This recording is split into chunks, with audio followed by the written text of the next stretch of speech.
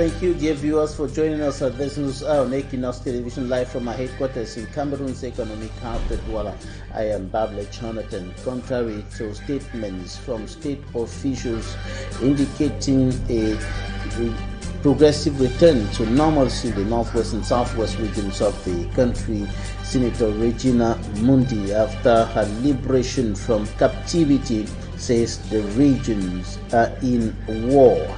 And that statement simply has been interpreted as the situation is worsening, contrary to the statements that everything is under control in those two regions. You'll hear her in this newscast. In the meantime, the commander of the 5th Joint Military Region, General Tavale, calls on the population to collaborate more with the military in the fight against insecurity in the northwest region of the Republic of Cameroon. A UN peacekeeper is killed in an attack in Mali. Those were top stories.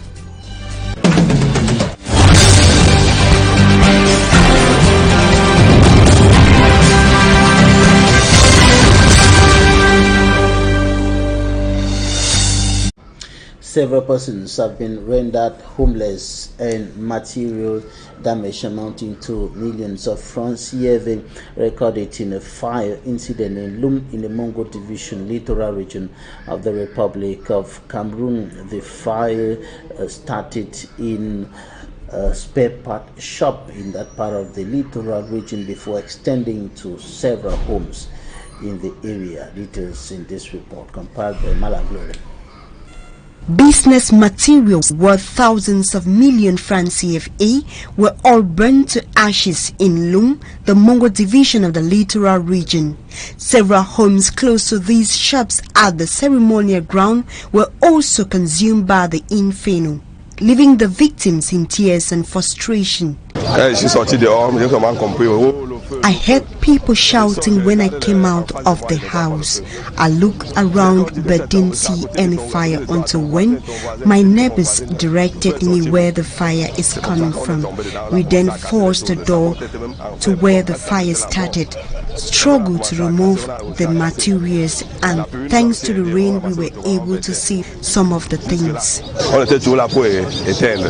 Despite the heavy rains and the mobilization of the population, the wild flames, which started at about 8 p.m. unfortunately did not spare the locals.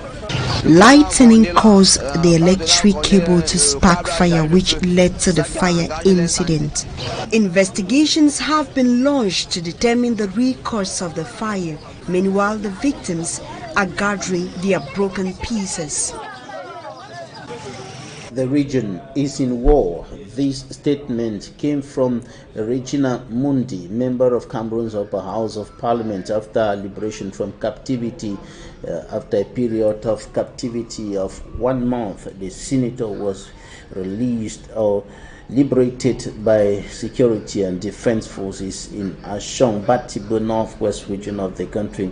And she said, judging from her experience, indicating that what she has seen could not be revealed at that moment, and judging from that, she said the region, referring to the northwest region, is in war. And this is in sharp contrast to statements from public authorities who repeatedly said the situation is under control and there is a progressive return to normalcy in the two English-speaking regions of the country. She was speaking after liberation in Bamenda yesterday, and also speaking after she was reunited with the population and her family.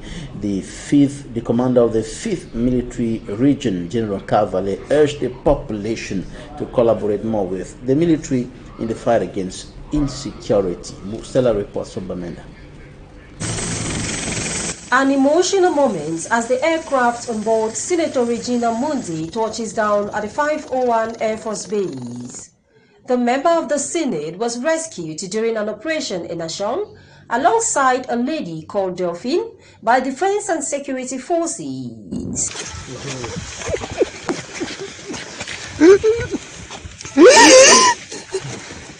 There are times when the politician cannot talk much. As a teacher, politician, I should not lack words, but there are times when the emotions are too heavy. What I have seen in this month is not what we can talk here. But this country, this region is at war, real war. After spending 30 uneasy days in captivity, the senator is walking freely. The coming back of Mama to meet her children in the house and to take care again of her grandchildren is a sign of hope, that there is no situation that is hopeless. And while this crisis lasts, we continue to pray that hope should not be far from us, and we know that our hope will not deceive us. We know that sooner or later things will come back to normal. The army has attributed the success of the operation and the collaboration between the population and the defense and security forces. Grâce à la témérité de l'ensemble des forces de défense et de sécurité, nous avons pu vous la ramener sain et sauf. Je voudrais aussi, Monsieur le Gouverneur, noter avec emphase ici la collaboration de la population.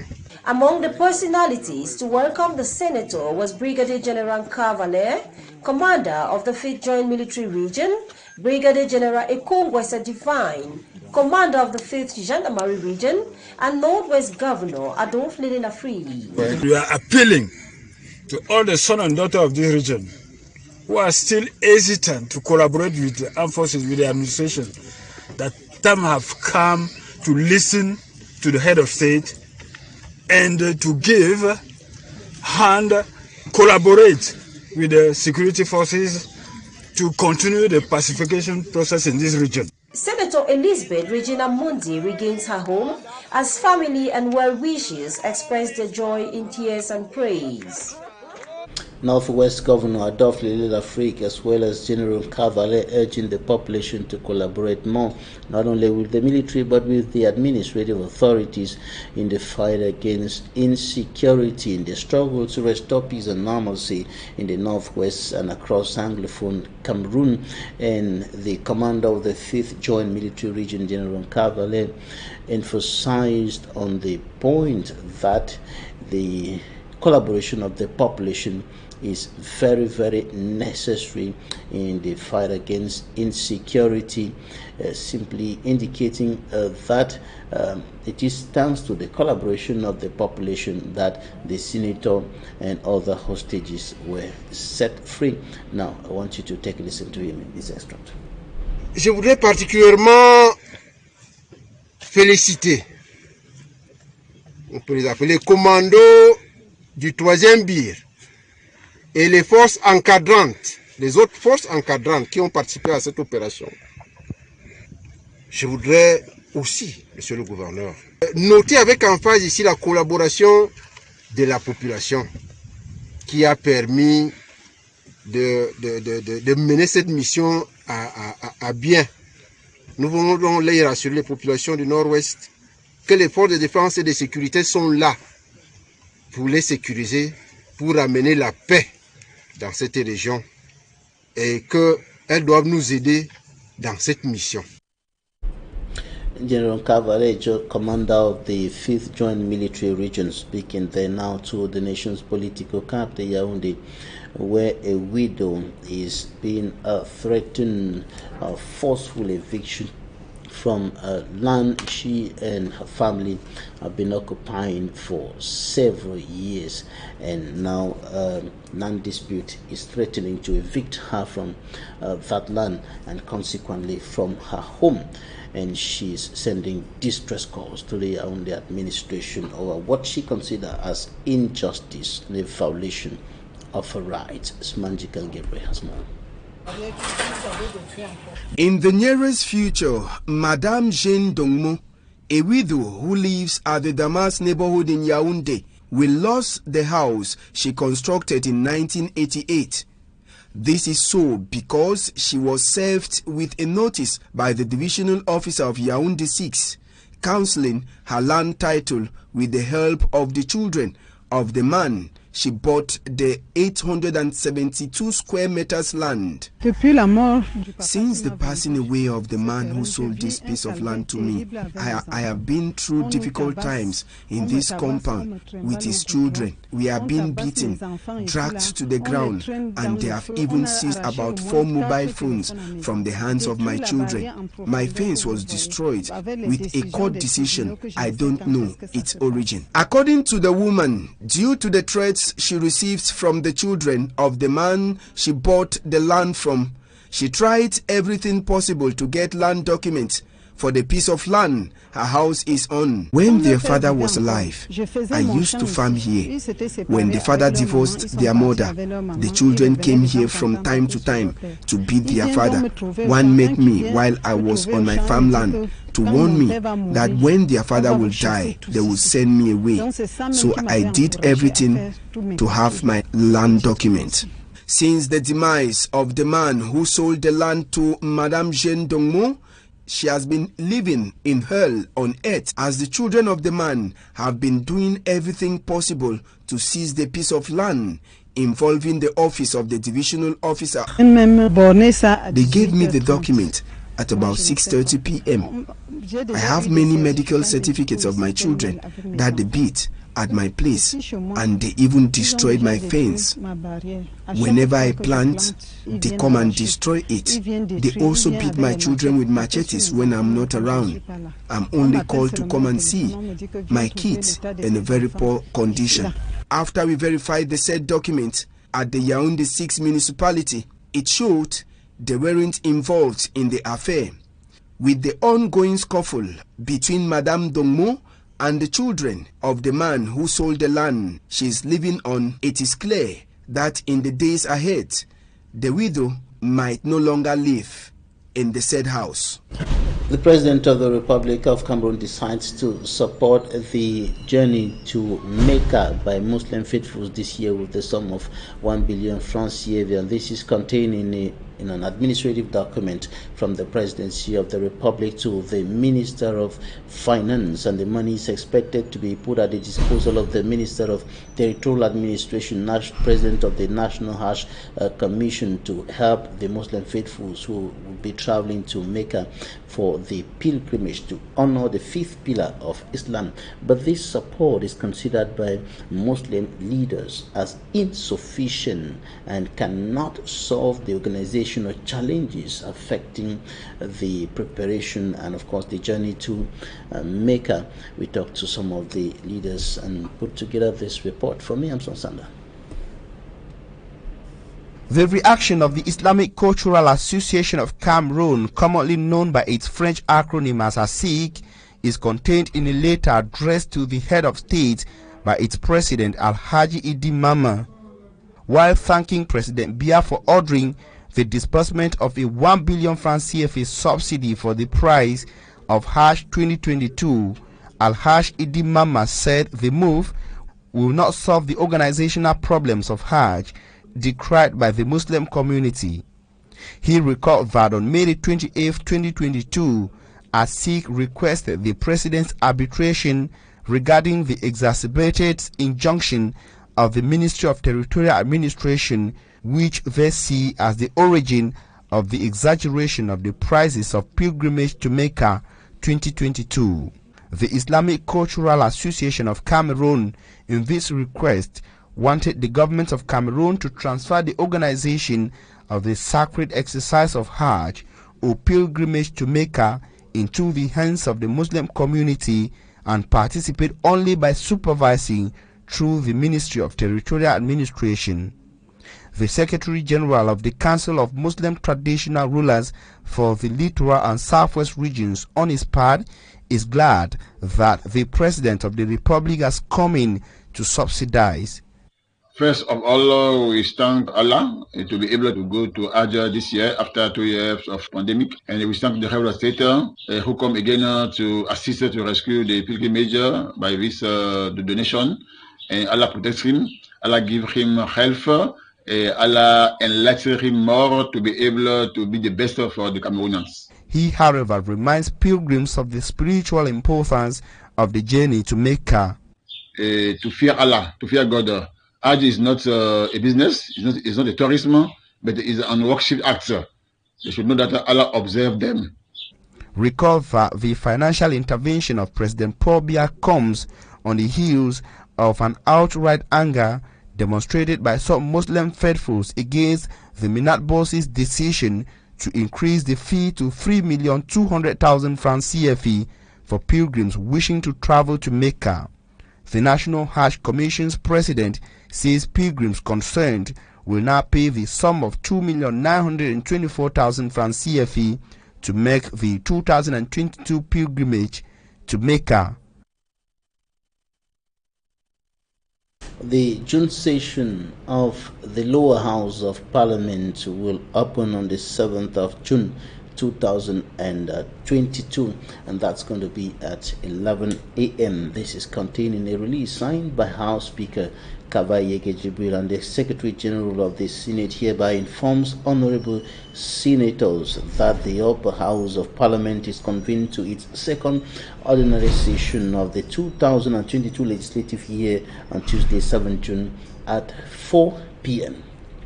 Now, in news out of the Republic of Cameroon, we take you to Mali, where a UN peacekeeper has been killed, and of course this information has been released by the United Nations, and the United Nations mission in Mali, MINUSMA, says one of its peacekeepers has been killed. A convoy carrying a Jordanian contingent came under fire from small arms and rocket propelled grenades in the northern region of Kidal, and of course 3 others were injured. It is not clear who carried out the attack, but MINUSMA was created in 2013 to help defend the country against Islamist militants. The UN has lost more than 170 of its peacekeepers in Mali since then.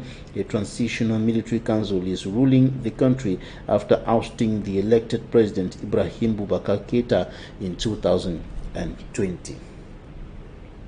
The Norwegian Refugee Council says the world is paying too little attention to mass displacements of people across Africa. The head of the organization, Jean Egalan, said that Africans are suffering enormously, and they are suffering, in his words, be pushed further into the shadows by the all-absorbing war in Ukraine. A lot of attention is paid on the war in Ukraine. It is the first time that all 10 countries on the council's list of most neglected refugee crises are on the African continent. They include the Democratic Republic of Congo, Burkina Faso, South Sudan, and Ethiopia. The council's assessment is based on shortfalls in the international political response, media coverage, and aid pledge. And the refugees who are displaced in different parts of the African continent, including in the Cameroon, refugees from the 2 English-speaking regions in crisis who are displaced in neighboring Federal Republic of Nigeria. Many of them are living in difficult and even precarious conditions. And that's it for the first part of this newscast. Talking Point is up next.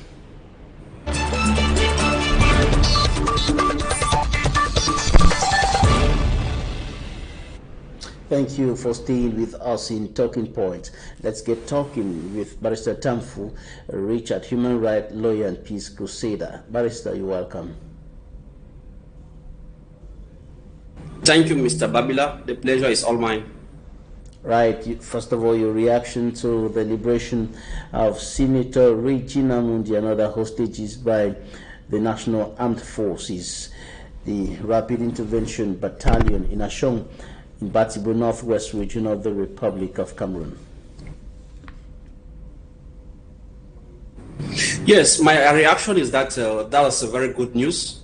You know that Mama Regina has been in captivity for, I think, close to 30 days already. So seeing her back in the midst of people is a joy, I think, to me as a human rights lawyer, and I think to the family, to her immediate family. So it's a very big joy. We are happy seeing her back, and especially in a good state of health, because from the image that I saw, even though she was somehow weak, but we didn't find in her that she was maybe tortured or maybe undergoing some kind of cruel treatment while in captivity.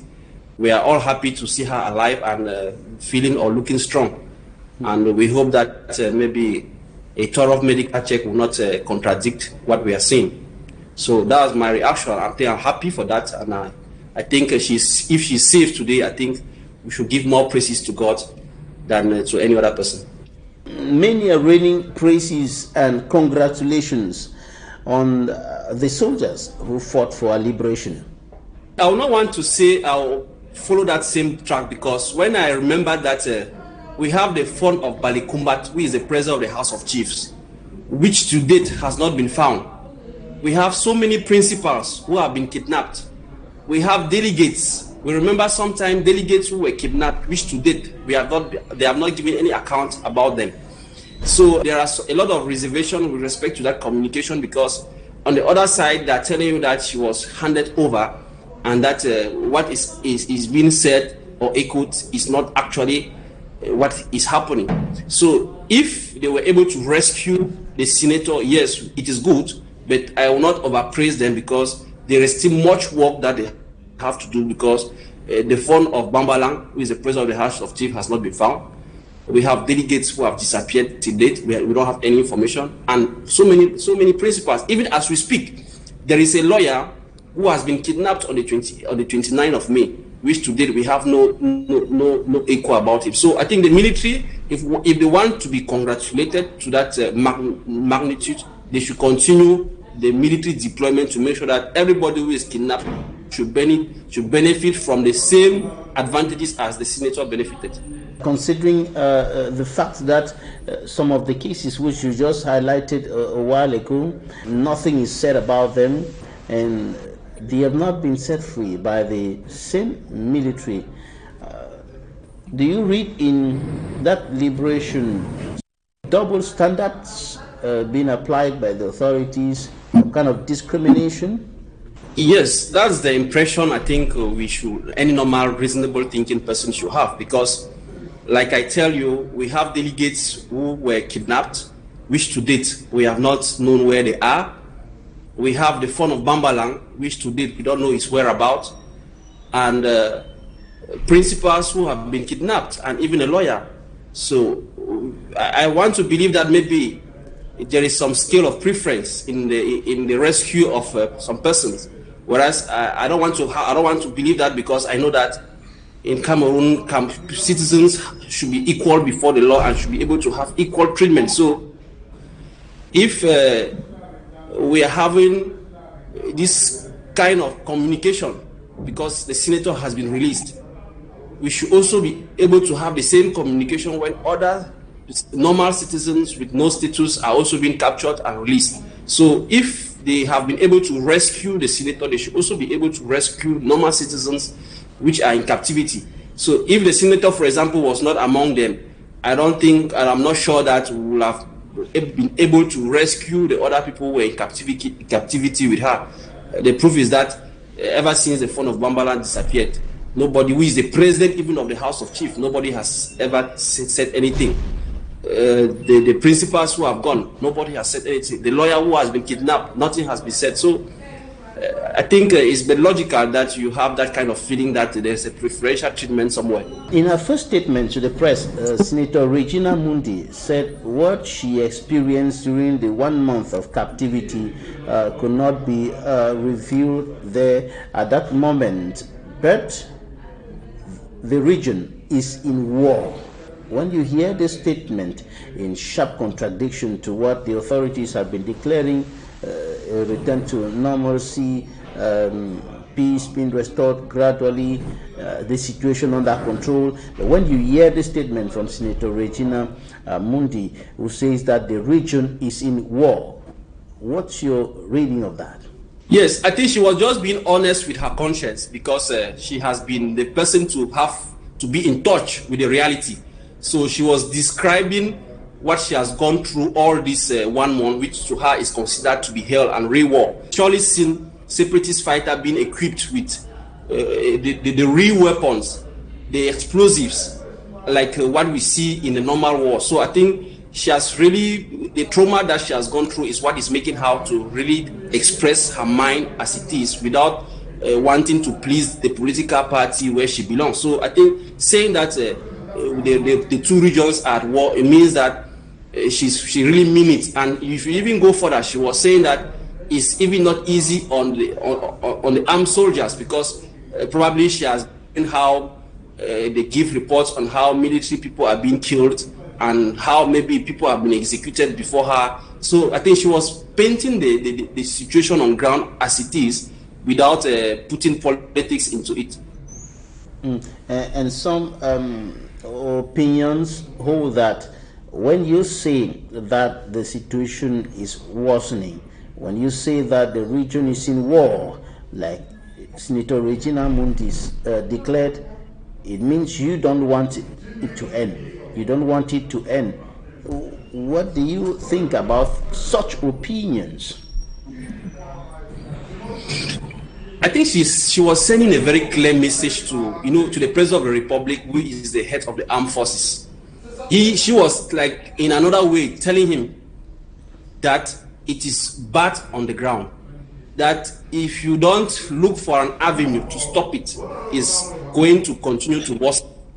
So I think she was creating that avenue whereby she could talk to the head of the armed forces, who is the President of the Republic, that I think is a lasting solution, or find lasting solutions to this crisis, because every day that passes, the situation is worsening. I think that was a clear message, and I hope that our government will be able to exploit her declaration, and if possible, even make her to meet with the President of the Republic, so that she can be able to shed those tears which she was shedding before him, and to tell him that all what his collaborators on the ground have been telling him, that maybe they are in control of the situation, or that they are winning the war, that actually that is not what is on the ground, that he should take his responsibility as the head of the armed forces and President of the Republic to make sure that we put an end to all this nonsense or war that's going on in the Northwest and Southwest.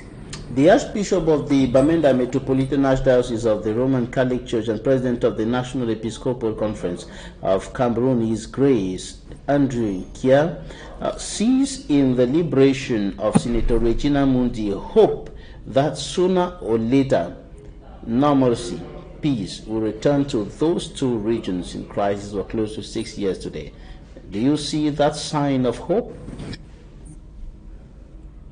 Yes, it's that's a priest, that's a man of God. I think we all, everybody is hoping. Nobody is comfortable with the ongoing situation. Everybody is praying that the good heart of God should be able to touch those who are in authority, to make sure that we come back to normalcy. So I think everybody who is a Christian and praying and having faith in God should believe that there should be hope, and that through the prayers, I think those who are in command of decisions should be able to be touched, so that we are able to live back the normalcy that we believe. So as a man of God, I think that he's not wrong in saying that we should remain hopeful. Cameroon is a state where at least we have some religion, and we are all praying every day that God should be able to touch the hearts of all those authorities who are in control of the situation, to make sure that they go towards the right decision. So when the priest Andrew Kia is making those declarations of hope, is because he fervently believes that God has not yet abandoned Cameroon, and that there's a possibility that God is still able to say something. And you know that for Senator Regina Mundi to have been freed from the hands of separatists after this long while, this kind of victory can only be an act of God. So I think we should not lose hope or believe that God has turned his back on us. We should continue to believe that one day it's possible that he touches the hearts of those who are in authority, to make sure that they go towards the right direction to put an end to this crisis. Now, we will not continue, or will not stop asking this question until we see the end of the tunnel, until we see peace and normalcy returning to those two regions. What should be done now? What are some of those decisions, actions that should be taken as a matter of urgency to put an end to all these atrocities? Well, to my own understanding of the crisis at this point in time, I think the President of the Republic, who is the head of the armed forces, still remains the principal actor in putting an end to this crisis, because we have seen the Prime Minister parading himself into those two regions. It has yielded no fruit. We have seen his ministers going to the field. It has yielded no fruit. I think that if the President of the Republic personally implicates himself in finding lasting solution to this crisis, I think that's where we can be talking about the hope that we are all of us praying every day to have. So I think the President of the Republic should dedicate some time, some personal time. It's not much. Highest should be like 30 minutes and travel to these regions as the father of the country and tell his people that he has heard what has been going on. He has now maybe come to reality and he has first-hand information. How do we put an end? How do we find a middleman, a middle agreement? All hope that everything was in control with the leaders who were arrested in Yaoundé. But today, it appears that they too have lost control because we have fabricated a monster which today we are not able to control. And I think the only person who still has the baton or the command over the situation is the head of the armed forces, who is the President of the Republic. So first thing to do is for him to create time and visit those regions, talk to those regions, and then from there, if possible, liberate victims of this crisis, because so many people are in prison and so many families are angry. By liberating some of them, I think we are on the good foot for a lasting solution. Barrister Tanfu Richard, member of the Cameroon and Nigerian Bar Associations, human rights lawyer, peace crusader, thank you for your time. The pleasure is all mine, Mr. Babila. Thanks, ladies and gentlemen, for staying with us. That will be it for today. Goodbye.